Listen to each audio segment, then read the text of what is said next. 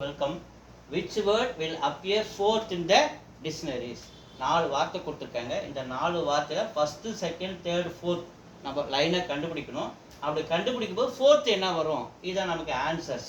So இந்த வார்த்தை எது கூட நம்ம கம்பேர் பண்ணி பார்க்கணும்னா அல்ஃபபெட்டிக் லெட்டர்ஸ் ஏபிசிடி இசட் வரையும் இருக்கிறத நம்ம கம்பேர் பண்ணி பார்க்கணும். ஏன்னா ஒரு டிக்ஷனரியில் ஃபஸ்ட்டு ஏ இருக்கும், நிறைய வேர்ட்ஸ் இருக்கும். டிக்ஷனரியில் அடுத்த பேஜ் திருப்பினா பின்ற தலைப்பில் வேர்ட்ஸ் இருக்கும். அந்த மாதிரி டிக்ஷனரியில் இது ஃபோர்த்து பிளேஸில் இது ஒன்று கேட்குறாங்க. வாங்க, இதில் எஸ்ஓஎல்ஐ ஃபஸ்ட்டு இருக்குது. எஸ்ஓஎல்ஐ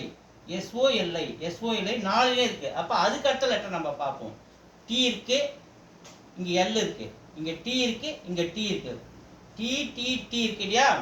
இங்கே மட்டும்தான் எல் இருக்குது. அப்போ டி ஃபஸ்ட்டு வருமா எல் ஃபஸ்ட்டு வருமா? அல்ஃபபெட்டிக் ஆர்டரில் எல் தான் ஃபஸ்ட்டு வரும். அதுக்கப்புறம் தான் LMNOPQRS T வரும். அப்போ எல் தான் டிக்ஷனரியில் ஃபஸ்ட்டு வரும். இதுதான் ஃபஸ்ட்டு வார்த்தை.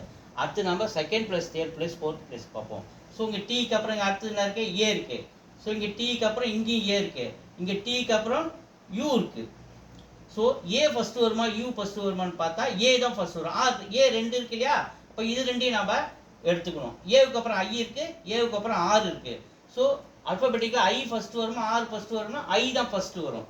அப்போ இந்த வார்த்தை 2. அடுத்தது இதையும் பார்ப்போம். டிஏ, அதே மாதிரி இங்கே டியூ. ஸோ டிஏ ஃபஸ்ட்டு வருமா டியூ ஃபஸ்ட்டு வருமா? டிஏ தான் அல்ஃபபெட்டிக்கில் ஃபஸ்ட்டு இல்லையா?